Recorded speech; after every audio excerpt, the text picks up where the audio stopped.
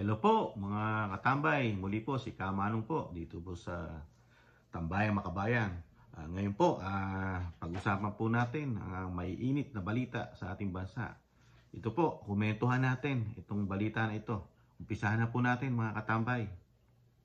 Kapansin-pansin ang tila isnaban kanina sa runway ni Vice President Sara Duterte at First Lady Liza Araneta Marcos. Hindi rin sila nakitang nag-usap kahit magkatabi na. Nasa frontline na balitang yan si Maricel Halili. Pagdating pa lang ni Pangulong Bongbong Marcos at First Lady Liza Araneta Marcos sa kanilang departure ceremony sa Villamor Air Base. Kanina, bago lumipad pa Hanoi, Vietnam, ramdam na ang matamlay na pakikitungo ng First Lady kay Vice President Sara Duterte. Thank you. Hindi sila nakitang nagbatian kahit magkatabi sila sa upuan. Hindi naman na nahagip ng kamera kung nag-uusap ba ang dalawa. Gayunman, pareho silang special mention sa talumpati ng Pangulo. We must complete this by greeting our First Lady. First Lady Luis Marcos and our Vice President Sara. Pagkatapos ng talumpati, nakitang nagbeso sina Pangulong Marcos at VP Sara. Unang pagkikita nila yan matapos sa mga maanghang na patutsyada ng mga Duterte kay PBBM. Sinubukan namin kunan ng komento si VP Sara pero hindi siya sumagot sa media. Hi, ma'am. Would you like to comment lang, ma'am? Kung ang Pangulo at Bise ay nagpansinan, hanggang sa mismong pag-akyat sa eroplano, halatang nagkakailangan sina Liza at VP Sara. Parehong nakapwesto sa may hagdanan paakyat ng eroplano sina Duterte at Executive Secretary Lucas Bersamin. Kinamayan sila ni PBBM pero dumiretso lang ang First Lady. Sa isang punto, binalikan pa ni Liza si Bersamin at saka niyakap at bineso. Pagkatapos, nilagpasan lang ulit ng First Lady si VP Sara na nooy kausap ni Pangulong Marcos. Nauna nang umakyat sa hagdan si Liza at di nagpaalam sa bise. Sa kabila ng gusot sa pagitan ni Pangulong Marcos at dating Pangulong Duterte, si Vice President Sara Nakita niyo po mga katambay, talagang hindi na uso plastikan ngayon, lalo po sa First Lady, di po ba? Dahil talagang apektado na po sila, number one ang First Lady, sa pinahayag at sa talagang matinding expose, di po ba? Direct to the point na ginawa ni Pangulong Duterte ng prayer rally sa Davao noong linggo. Nakikita na mismo sa First Lady, di po ba? May takot na, nag-aalinlangan na, at hindi na rin maitago ng First Lady, di po ba? Yung kanyang buwisit, di po ba? Ganun po yun pagka medyo katambay, asar ka na dun sa tao, lalo rin sa naninira sa asawa mo, mahirap mo itago yun. Hindi maitago ni First Lady, di po ba? Ang tanong, kanino po ba nagsimula lahat ang problema nila, mga katambay? Sa pamilya Duterte po ba? Di po ba? Di po ba sa kanila nag-umpisa? Lalo rin sa house, di po ba? Sa kamag-anak, incorporated, di po ba? Kailan lang nagsalita ang Pangulong Duterte? Nung inaagrabyado na nila at pinagkakaisa na ang anak na si VP Sara. Di po ba? Parang kailan lang yun. Hindi na nakatiis ang ama sa ginagawa sa anak. Bidabatuhan ng samdamukan ng putik. Di ba? Lalo sa budget na wala naman napatunayan. Di ba? Pati ang COA na sila ngayon ng Pangulo, siya ngayon ng Pangulo, di ba? Wala rin na napatunayan na may korupsyon, di ba?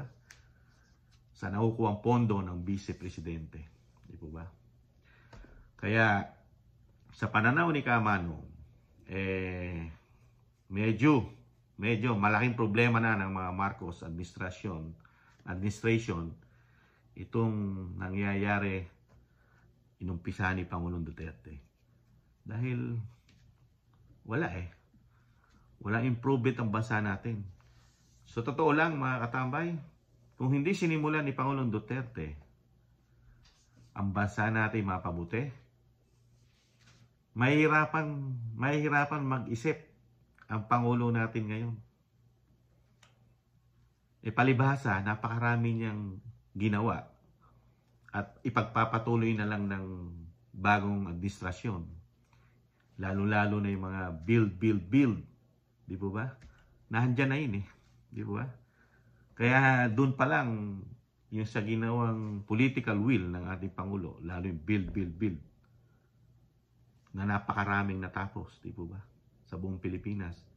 Ang masaklap nga lang po, mga katambay, yung Mindanao bilang siya si presidente at taga roon siya, hinuli niya.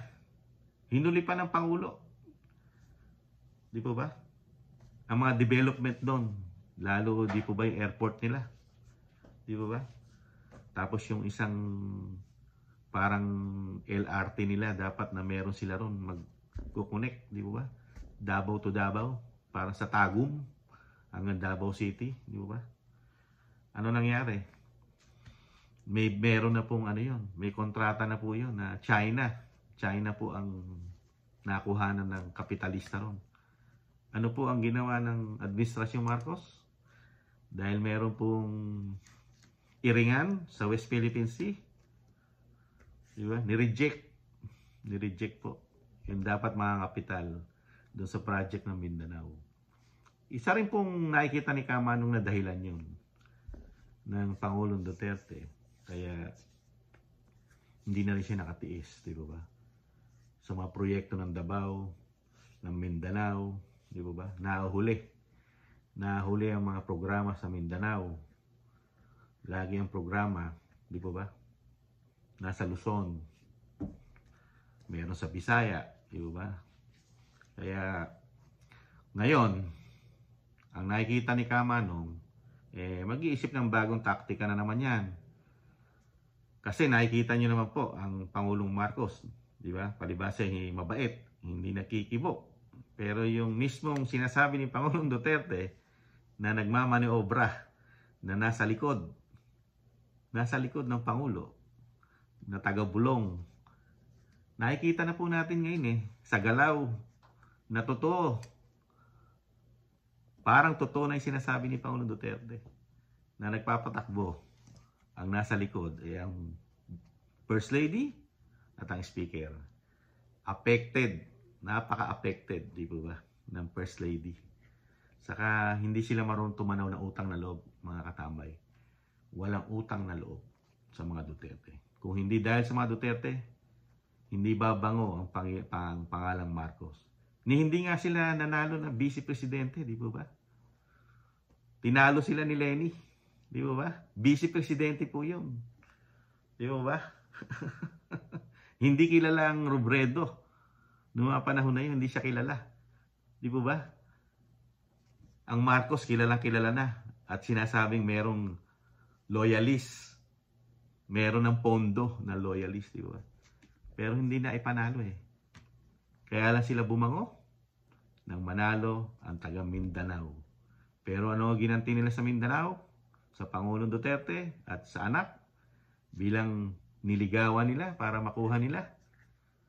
At ngayon nasa kapangyarihan sila. Ano ang sinukli? Yan ang sinusukli ngayon. Ipakulong. Di ba? Litisin ng banyaga ng ICC. Di ba? Kaya ganyan tumanaw ng utang na loob ang Marcos Jr. Di ba? Ganyan sila tumanaw ng utang na loob. Nakabalik sila sa kapangyarihan. Pero panandalian lang po yan, mga katambay. Panandalian lang po yan. Sa ginagawa po ngayon, lalo ng First Lady, di ba? Hindi man lang makipagplastikan, di ba? Talagang pinapakita niya na parang nagbibigay pa ng problema sa bansa ang Vice Presidente. Di ba? Ano ang power ng Vice Presidente, mga katambay? Sige nga, sa Presidente. Di ba? Logic lang. Kaya mag-isip-isip po tayo, mga katambay. Nako, malapit na mahalalan. Muli po, komento ni Kamanong sa nangyaring isnaban ni Vice President Duterte ni Sara sa anang First Lady. Salamat po. Muli po, laban lang, kaya natin to Pilipinas. Babangon tayo muli. Bye-bye.